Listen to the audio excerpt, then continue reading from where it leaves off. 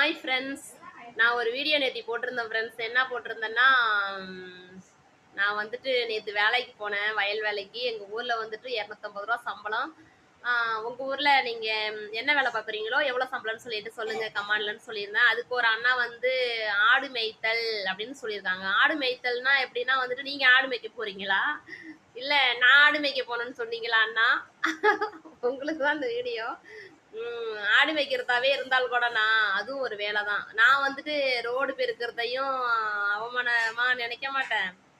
எச்சி பாத்திரம் கழுவுறதையும் நான் அவமானமா நினைக்க மாட்டேன். ஏன்னா, அந்த எச்சி பாத்திரம் கழுவுறது கூட ஒரு உழைப்பு தான். 2வது குப்பை கொட்டுறோம் இல்லையா? அதுவும் ஒரு உழைப்பு தான். ஆக மொத்தம் வந்துட்டு உழைச்சி நம்ம எப்படி வேணாலும் வேர்வை சிந்தி சாப்பிடலாம். தப்பான வழியில போயிட்டு தான் சாப்பிடக்கூடாது. சரிங்களா? ஆடு மேய்த்தல்ன்னு போட்டிருந்தீங்களா? அது எதுக்குன்னு எனக்கு கொஞ்சம் குழப்பமா இருந்துச்சு மண்ட. அதுக்காக தான் ஆக மொத்தம் நம்ம சம்பாதிக்கணும்னா, எச்சி பாத்திரமோ,